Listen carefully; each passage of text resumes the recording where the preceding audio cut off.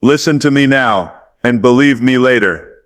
When Trump says losing India and Russia to China, he's not just making noise, he's pointing to the biggest geopolitical bodybuilding contest of our time. And if America doesn't wake up, if it doesn't pump the iron of diplomacy, strategy, and respect, then the stage will belong to someone else. Let me break it down into 5 points, Arnold style. Listen to me now, and picture this in your mind.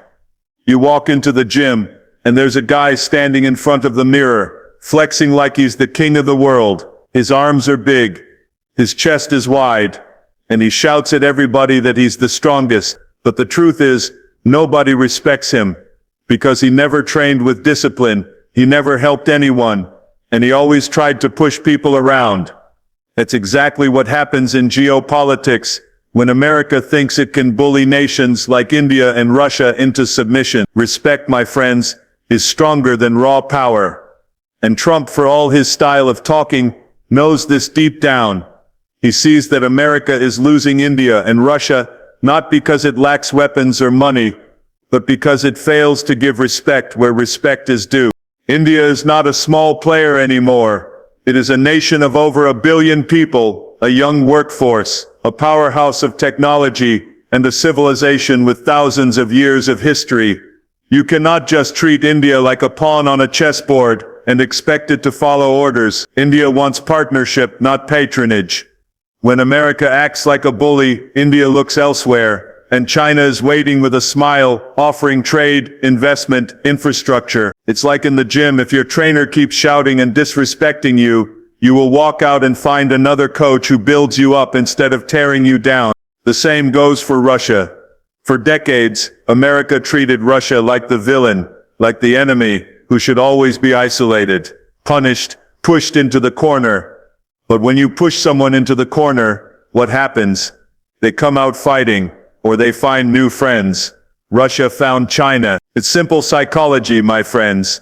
If you want loyalty, if you want long-term allies, you need respect. You don't always need to agree, you don't always need to like each other, but you need respect. Without it, you're just a loud bodybuilder flexing in the mirror, while others walk away to train with someone who understands them. Trump sees this danger. He says losing India and Russia to China, and he's right to be worried, because once respect is gone, once trust is broken, it's almost impossible to bring it back. China plays the game differently. It doesn't lecture India about democracy every week. It doesn't constantly threaten Russia with sanctions while expecting cooperation. Instead, it says, let's build, let's grow together, let's share power. Now maybe China's intentions are not pure, we all know this, but the language of respect, the appearance of partnership, it works. Nations respond to it. This is where America makes the biggest mistake. It confuses strength with dominance. But strength without respect is just intimidation, and intimidation never lasts. In the gym, the strongest guy is not the one who scares everybody, it's the one who motivates others, helps them push harder, and earns their admiration. Respect builds champions. Disrespect creates rivals. America, if it wants to keep India close, if it wants to balance Russia, must learn this lesson. Respect is not weakness. Respect is recognition. When you recognize India as a power on its own terms, you create trust. When you acknowledge Russia's role, even if you disagree with it, you keep a door open. That door of respect is what keeps relationships alive. Without it, America will keep losing ground, and China will keep gaining it. So I tell you, my friends, in life and in geopolitics, respect is stronger than power. Power without respect is noise. Respect with power is unstoppable. America must learn this before it's too late, or else it will stand on the sidelines, watching China lift the trophy of global leadership. Listen carefully, because this is where the real truth comes in. You can be the biggest guy in the gym, you can have the loudest voice, but if you don't have a plan, if you don't know how to train smart, someone smaller, smarter, and more disciplined will outwork you and take your spot. That's exactly what is happening right now in global politics. Trump says losing India and Russia to China, and one of the biggest reasons behind that fear is strategy. China plays the long game, disciplined, patient, calculating. America, on the other hand, is acting like a bodybuilder who only trains chest and arms, flexing in the mirror but forgetting about the legs, the back, the core, the foundation. Without strategy, strength collapses. Look at China's Belt and Road Initiative. It's not just about building roads or ports. It's a chessboard of influence, stretching across Asia, Africa, Europe. Every deal, every loan, every project is part of a bigger plan. They're not thinking about the next election cycle. They're thinking 20, 30, 50 years ahead. That's discipline. That's the equivalent of a champion bodybuilder following a strict diet, training every day, never missing a set, never skipping the grind. America, meanwhile, jumps from one policy to another depending on who's in power. One president hugs India, the next one threatens sanctions. One president talks about partnership with Russia, the next one calls it an enemy again. That's not strategy. That's confusion. And confusion is weakness.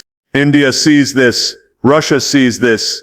They don't want an inconsistent partner who changes every few years. They want stability. They want someone who plays the long game. When America fails to provide that, they turn to China. Now, I'm not saying they trust China blindly, but they see consistency, and in a world of uncertainty, consistency looks like strength. Think about it like this. If you're in the gym and you want to build the best physique, you don't train hard only when you feel like it. You don't bulk for 1 month and then quit for 3. You stick to the plan. You show up every single day, even when it hurts. Even when you don't feel motivated. That's how champions are made. China shows up every day with strategy. America skips leg day. And let's talk about Russia.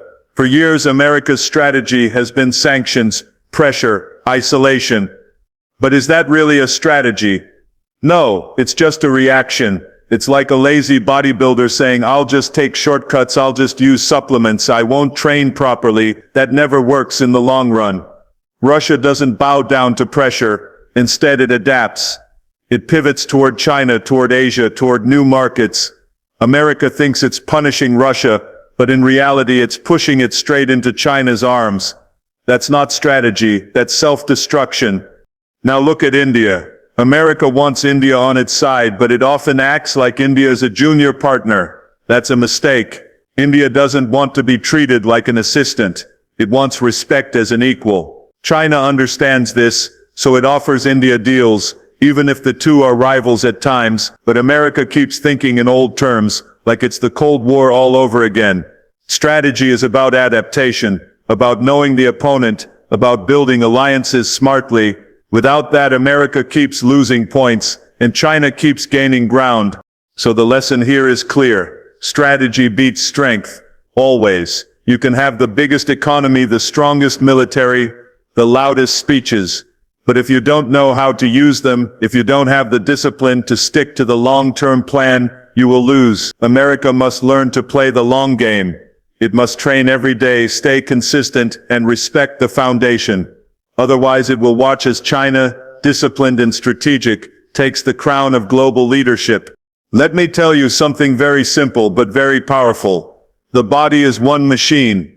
When you train your arms, your legs, your back, everything works together to create balance, to create strength, to create the perfect form.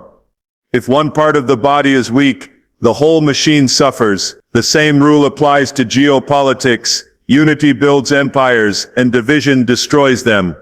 Trump says losing India and Russia to China, and behind that statement is the fear that America is forgetting this rule. Instead of working as a united team with its allies, it's creating division, and that division is exactly what gives China the chance to build a stronger machine. Think about the Cold War. America won not only because of its weapons or its economy, but because it built alliances, NATO, partnerships, friendships around the world. That unity created a superpower machine.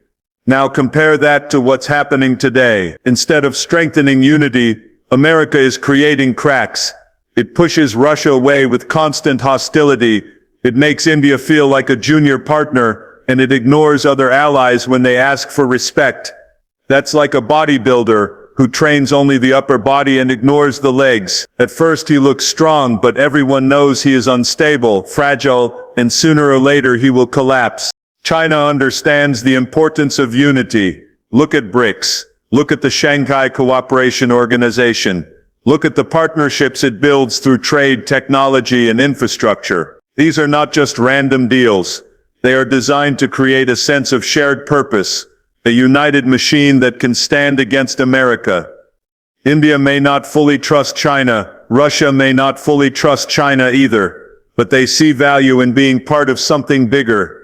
They see unity as strength. That's why America is worried. Russia, for example, used to have complicated but important ties with the West. Instead of keeping the door open, America slammed it shut. And what happened? Russia joined hands with China, not because they love each other, but because division forced them into unity with someone else. India, on the other hand, wants to rise as a global power, independent and respected. But when America acts like India should only play support, India looks for options. Again, China steps in with trade, with markets, with offers. It doesn't mean India trusts China blindly, but unity is tempting, because no nation wants to stand alone in a world of giants. This is why division destroys empires. You can have the biggest army, the best economy, the strongest speeches, but if your alliances are broken, you are weaker. In the gym, when your back is strong but your core is weak, you can't lift the heavy weight. You collapse under pressure. In the same way, America without unity collapses under global competition. China is building unity like a disciplined athlete, building every muscle group, balanced and strong. America is flexing only one side, while the other side shrinks. The lesson is clear. If America wants to remain the global champion, it must restore unity. It must stop treating allies like tools and start treating them like equals. It must understand that India doesn't want to be anyone's sidekick, it wants to be a partner. It must see that pushing Russia endlessly only drives it deeper into China's embrace. Unity is not weakness. Unity is power. Division is the slow death of a champion. So when Trump warns about losing India and Russia to China, he is pointing at this truth. America cannot afford to break the machine of alliances. To win, it must unite. It must respect, and it must balance. Otherwise it will stand alone on stage, flexing hard, while China comes out with a whole team behind it, lifting the trophy of global power. Listen closely, because this point is the most important reality of our time. The future is Asia, not just America. You can lift the heaviest weights, you can be the biggest guy in the gym, but you ignore the part of the body that grows the fastest, you will fall behind. In geopolitics, Asia is that part. The 21st century is not about Europe. It is not even about America alone. It is about Asia rising, India rising, China dominating, Russia pivoting east. This is the main event, the big stage, and Trump is right when he warns that losing India and Russia to China would be the biggest mistake for America. Because if America loses Asia, it loses the future. Think about the numbers. India has over 1 billion people, most of them young, ambitious and ready to build the future. It is becoming a hub for technology, innovation, and manufacturing. China, with its massive economy, already leads in infrastructure, trade, and global influence. Russia, with its resources and geography, connects Europe and Asia like a bridge. Together, these nations represent not only populations, but also markets, resources and influence on a scale America alone cannot match. Ignoring this is like ignoring the biggest muscle group in your body and hoping to win the championship. Impossible. For too long, America's focus has been on Europe and the Middle East, but the center of gravity has shifted.